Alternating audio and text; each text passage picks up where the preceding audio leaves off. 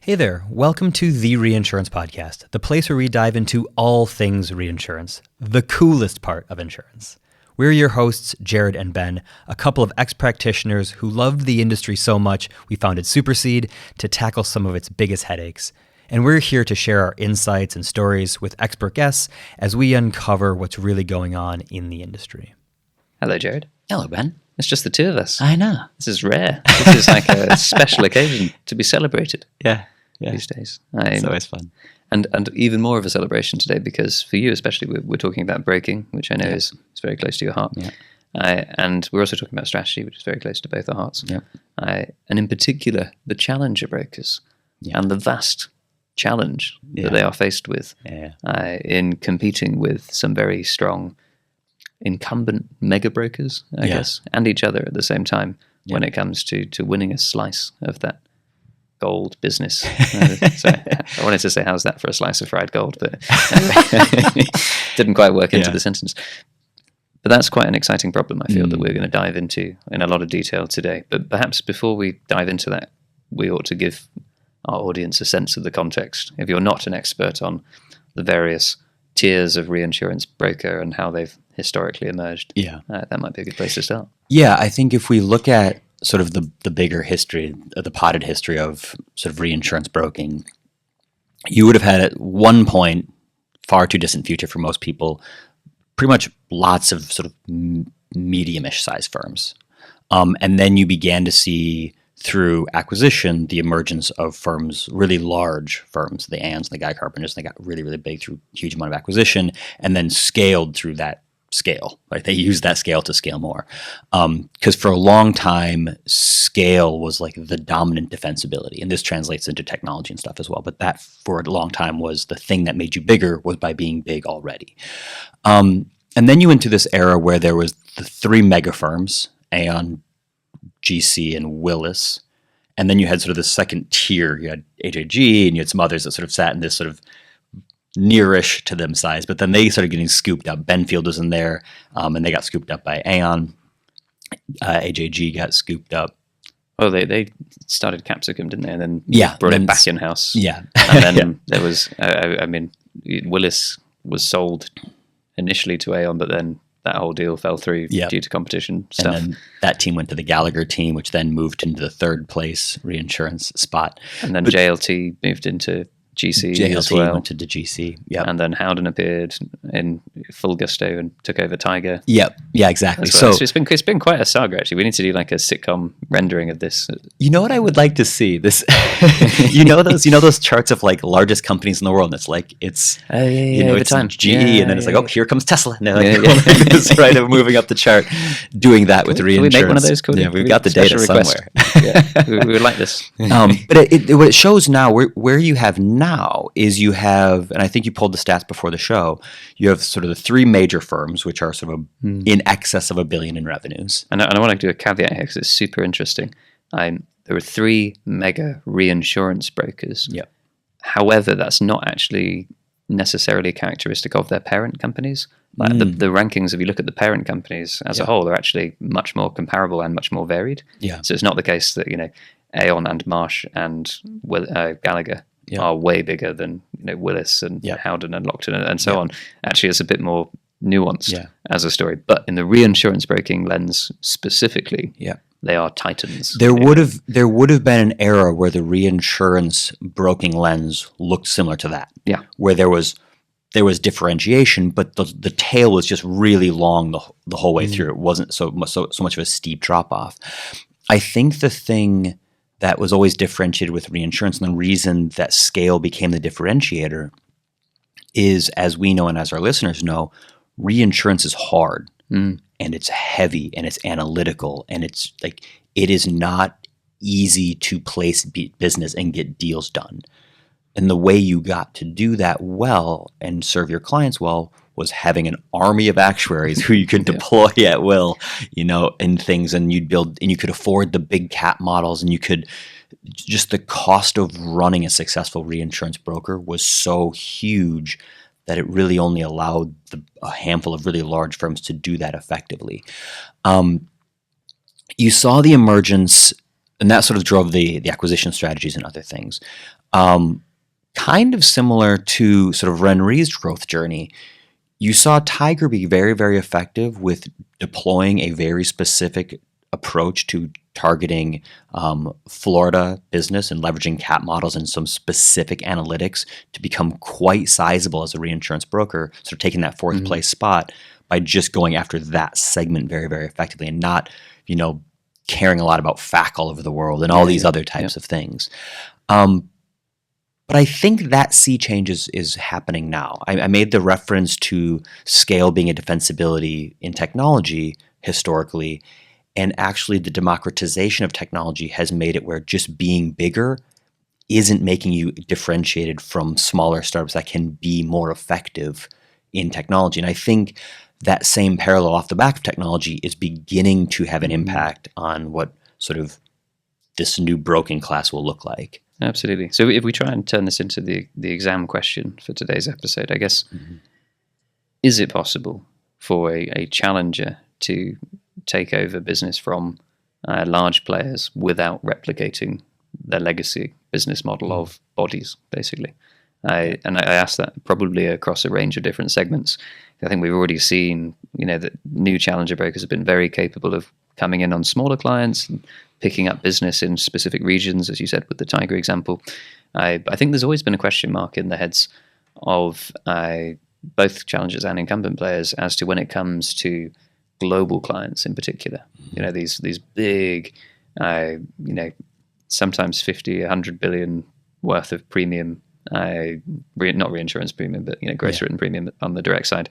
Massive titans who have business all over the world. Typically, they've been serviced by reinsurance brokers with like a 30-person account team, with like 8 people who just do like cleaning up the data for them and so on. And they run around like mad during renewals to make sure that client's very happy. And then throughout the rest of the year, they're on the phone in case the client has a question like, oh, what's the impact of that earthquake going to be? Or what's the impact of, this hurricane going to mean? And so on. It's a full service offering, which is quite difficult to replicate at that global stage. And then the other piece that's sort of related to that is the data and analytics stack, right? The idea that these big brokers historically used to brag. I think now it's seen slightly less well in the eyes of investors, but they used to brag and say, we spend this many hundreds of millions on data or this many hundreds of millions on analytics every year as a defensibility. Our moat is, if you're a small challenger broker or a newer broker, there's no way you can spend an equivalent amount on data and analytics technology.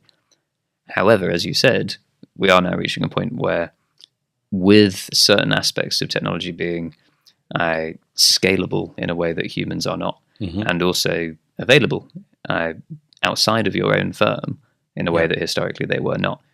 We are seeing those fundamentals challenged a bit to the point where it might not actually make sense anymore to be pouring money as a large firm into internal data analytics tools that actually exist off the shelf.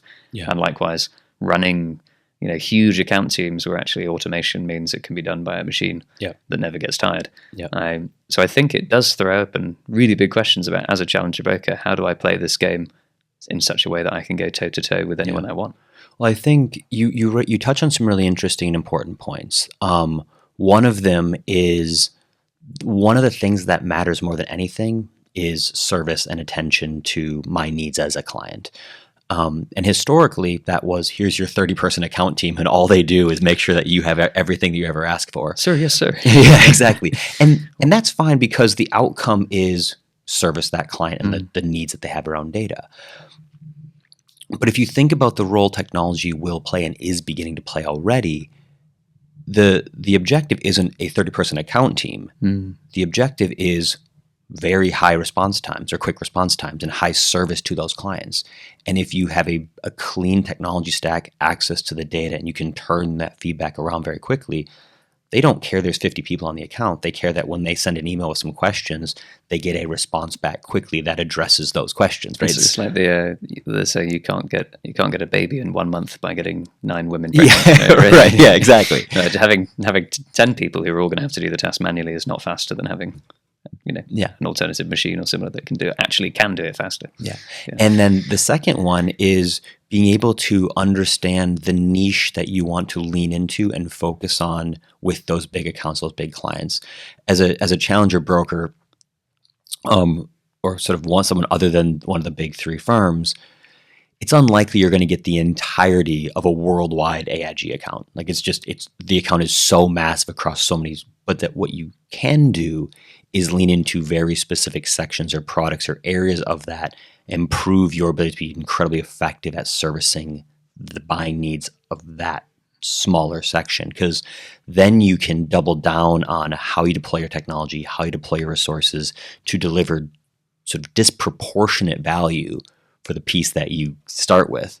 And that becomes a really, really effective way to then go deeper and grow into other things. And again, this is kind of where feels remnant to like a RenRe strategy on the underwriter side, is focusing specifically in that one geography early, being really good at it. And then, we can also support you in these other classes, other geographies. And same with Tiger, now Howden Tiger at the time was, then it became easier to go into the casualty team because you did such a good job on the Florida cat stuff. And this sort of growth, right? So it's this land and expand, but leveraging the tools at your disposal, be very, very effective in doing that. And I think getting a hook like that is only possible if you don't try and build the entire machine yourself, but actually focus on building an amazing hook, right? They give you, let's say you pick cyber, and you're like, our way into the market is this relatively net new opportunity of the cyber market, the cyber reinsurance market. Can I spend as much as an Aon or a GC or a Gallagher Re on cyber tech? I specifically, maybe actually, if their budget themselves is spread out between every other line of business and also lots of in-house stuff that's table stakes and so on and so forth, but only if I'm spending a really meaningful part of my budget and attention in a smart way on that piece, on that hook.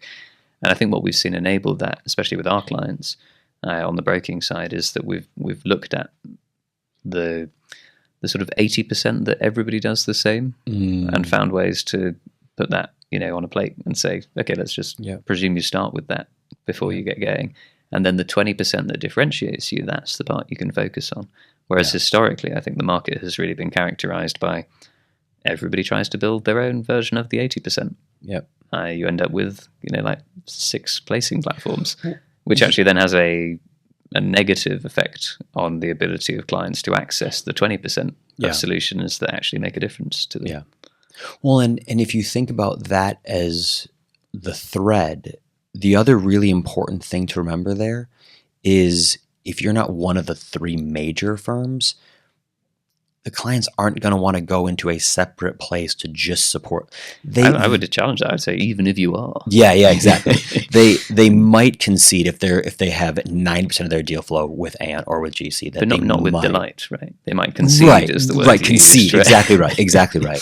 So the likelihood that they're like, well, I'm super excited to log into this separate portal for my 2 regional motor programs.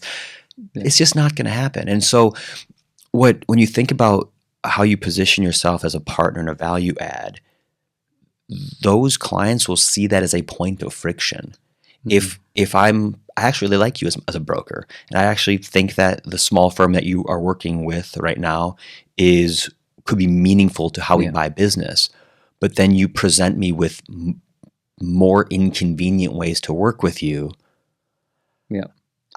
I might actually just tee it up to the same people we've been working with. Do you know what I mean? Like if you introduce those additional levels of friction, they actually become detrimental to your ability to win deals. And we hear students say this to us all the time, that they wish the brokers would meet them where they are, right? And in terms of, it's like, I'm constantly being dragged out of my place, out of my home where I keep my information, my way of doing things, to go and do it one way for this broker, another way for another broker, another way. And I do want to use their tools. I want to use the tools after that point. But why can't they bring their tools to me and meet me where I am? That's always is sort of the challenge they have from a data and analytics perspective. I think ideally for them, they would be able to look at their whole outwards reinsurance portfolio across all brokers in one place and then say, right, this placement, this is a casualty placement. I really want to be able to use the incredible predicate models or this incredible, home-built solution that a particular broker can offer, and then plug straight into that and say, great, I'm going to use that broker because they're the best at casualty. Yeah. And then they turn to marine and they say, we've got this composite marine specialty placement that we want to do a bit differently this year, and that relies on like the reinsurance broker who is the expert in marine and composite specialty, and for that placement it's that one. But without then losing, the amazing ability to have all of their portfolio view internally at an aggregate, and being able to actually interact directly and say, oh, your marine tool that you've built is comparable perhaps to the other reinsurance broker's marine tool, but actually it connects and talks to my systems. And so I can just press a button and it sends all of that into your tool and back again. That's why I work with you, reinsurance broker. Yeah. And I don't think that many reinsurance brokers have got to that point yet. There's a couple, and you can tell who they are because they're winning loads of business, who've realized this, and they're saying, oh, wait a minute, what if we actually work the way clients would like us to work and deliver our sort of real advanced stuff to them in a way that interacts with them and the way that they want to do business. I think that's where you'll start to see a sea change. Well, and I think, we've done that connectivity and that work we've done with Lockton as an example, but again, they can take the data from our clients or put it through our system to organize the data, and then put it through all of those proprietary tools. And as you're sort of pointing out, the output of those tools, their ability to sort of get an understanding of how a program would work or pricing models are similar, that's the value. The value isn't sort of the cleansing of the data or similar. It's the output of what that broker is able to do from their understanding of the market. That's where you get a huge amount of value from. The other thing that you touched on there is this sort of meeting the client where they are kind of approach. And I think that's super important as well, because so oftentimes when you think about the strategy of it from a broker's perspective, they talk a lot about wanting to be closer with their clients, wanting to add more value, wanting to be easier to work with for their clients than other brokers. And when you look at what technology they're building FTP sites to send data files to their reinsurance underwriters. And you sort of put the light on that and say, where is that technology spend that helps you do all of those things? How is that making you easier to work with for your clients? How is that allowing you to double down on your commitment to being fundamentally more engaging with them? If you make it where the data that you're capturing isn't flowing into their systems and they can't fill their own accounting tools with APIs to not rekey data, like, how are you thinking about actually adding the value? Because there's a lot of talk about that being the central purpose and objective when the brokers talk about building technology. But when you lean into what it doesn't often align with actually being more valuable to those clients and easier to work with to those clients. And so this is, I think, where we've always positioned what we want to do as a business is finding a spot that sits between those parties, recognizing we have to make all of them happy and all of their lives easier. So if something happens in Supercede, it's easier for that data to go to, the cedent's core system or the broker's core system so that they agree at once and it's done. That becomes easier to work with versus here's your portal to our tool and it doesn't give you any real information. You can't take the data out. No, exactly. And I think it's interesting when you look at this from both perspectives, right? We set up this episode as, what should you do if you're a challenger broker? I think an equally important question is, what should you do as a big broker? Given that this challenger opportunity exists, and the analogy that always comes to mind, I remember a big broker once saying, "Oh, we're not Blockbuster. We're not going to open any more Blockbuster stores. We're Netflix. We're going to be tech driven and so on." And then watch them after a bit change their mind and carry on opening more stores. And if you didn't quite follow that analogy, what I mean is that, again, people have stayed with that, I think, dying idea that if you just put more people in front of a client, they'll be reassured that they're going to get the best outcome. And so therefore people have continued to over index on volume of talent. When I think actually what is happening now and what you're seeing is that the really successful players in this market index instead on quality of talent. and rather than quantity, and then leverage that quality talent with technology. Yep. It is absolutely still about talent. I don't think that any one of us, here would be saying, our talent doesn't matter now in the age of technology. Talent matters more than ever, but you have to find ways to leverage that talent rather than just, stack piles high of humans who are going to do it worse than the technology at the end of the day. Yeah, it's such a powerful analogy. I think you're spot on. If you hired the smartest machine learning expert and plugged them into Blockbuster, they're going to help you organize DVD management on shelf space.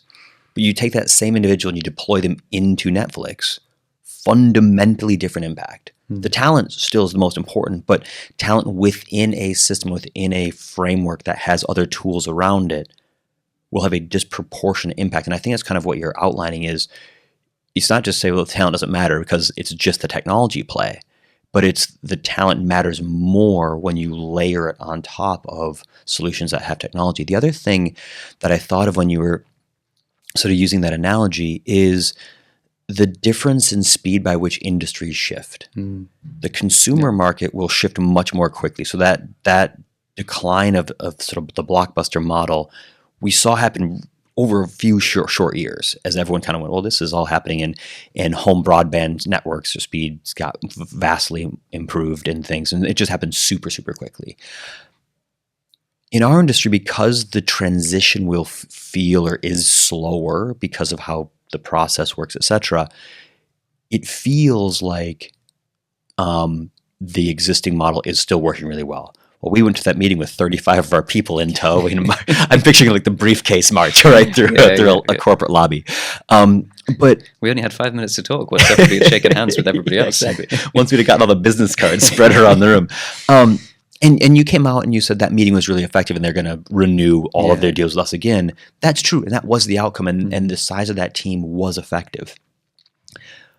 But it makes it very easy to say, see, therefore, we don't need to change the model. Yeah. Right? It's say, well, last weekend there's a huge amount of people who rented DVDs from our shop. Correct. That's not to say that people don't want movies and things still. Yeah. But there will be that, I think it'll be a slowly, all at once kind of model in our industry. How long the slowly takes is the sort of question, and that will be a determinant based on talent and technology that I think you'll see a big shift in. And I think we are in a market where largely change of reinsurance broker happens through RFP processes, which only take place every couple years soonest. I'd say normally rare to have an annual RFP, mostly every 5 years, every 3 years. 3 to 5 probably at best. But again, although it doesn't, become apparent, as you said, instantly when these accounts are changing hands because of that slow turnaround process, people who are sat on an account see that RFP coming up in a couple of years, and some have prepared 2 years in advance, and others are going to have a really nasty shock when others come to the table. I mean, anecdotally here, our reinsurance broker clients who are actively stealing clients from others during RFPs, and that's challengers stealing from big brokers, that's challengers stealing from challengers. That is happening where they are able to go into the room and say, all your other reinsurance brokers who are going to come in here today and tell you how brilliant they are and how big they are going to spend the first 80% or 80% of the overall placement time just fiddling about with your data and trying to sort it out. And then 20% of the time on like actually getting you a good placement outcome. And they said, we're a technology driven reinsurance broker. We leverage best in class Supercede stuff to mean that stuff that takes up 80% of a classic reinsurance broker's time now only takes 20%, which means that you have our talent, our experts, for 4 times as long to focus on the placement outcomes and to actually design the best structure, get you placed with the best possible partners, negotiate it hard, get to market early, and actually deliver you really tangible differences in the amount you pay and what you get for it. And I think that is landing painfully with incumbents who've gone in and said, well, we've been mates for years, and we've still got 5 people in our team who can help you out. Well, I think in some ways the rules maybe are changing, where a huge amount of work goes into RFPs, and even if you're the incumbent broker, a huge amount of work goes into the data you'll prep up, the models that you'll run, the scenarios that you'll present, and all these types of things. But when you recognize in our industry, the RFPs aren't always full RFPs, and what I mean by that is they're going to send it to tender to keep the brokers honest, right? Yeah. And so the incumbent will come in, having done a ton of work. I'm not going to disparage the amount of work that goes into it. It is a huge amount of work. Yeah. But with the expectation that they have to do this every few years to sort of reinforce why they're the best one on the account. But what I mean by that, sort of the rules changing or the sea change happening, is what we have seen from our clients as well, is sometimes the big incumbents are caught off guard by the amount of skill that the smaller firms have been able to pick up. Yeah. And they are sort of blown out and going, oh, we thought they were going to come in with kind of a less sophisticated version of the, modeled outputs and our EP curves and things. But they came in and presented some things that we are not able to be doing right now. And that it's that sort of like, oh, we missed the mark entirely here. And we've heard firsthand clients explain to us that the scramble that then happens, again, just doesn't meet them where they are. Because what happens is, a big broker will say, oh, but we've got this thing that for some reason we haven't told you we had in a cupboard or in some other part of the organization that is a similar data-y technology thing. And the client sat there going, well, one, why have you never told me about it? Two, how do I get to it? Oh, right, I have to basically change all of my processes and do everything completely differently to be able to use it. And you want me to pay you more money to be able to use it. And three, no thanks. I think I'll work with these other guys who have actually thought about me and as a client, how I do my business. Yeah. So I think you're seeing that begin to build up. Yeah. And then you have it where those begin to happen more and more and more. And those brokers sort of I think you'll see that accelerate. And this is that all at once thing. So we're in that tipping-ish point, but you're beginning to see the edge coming where it'll be like the rise of the challengers. So it's an exciting time in the industry. And, you and I both love this space. We like the big firms. We think what the value that they add is immense. And we've always talked about what they can do. But there's this really exciting moment by which the smaller firms are doing a lot with a different approach. And it's fun to watch. So. We need to do a what to do if you're a big breaker episode. Are we doing one of those? Have we got one of those? Corey will put on our list, I'm sure. Yeah. Awesome. Nice. Perfect. Well, thank you, everybody. Until next time. Thanks for tuning in to the Reinsurance Podcast. If you enjoyed our show, don't forget to subscribe wherever you get your podcasts and leave us a review to let us know how we're doing, preferably 5 stars.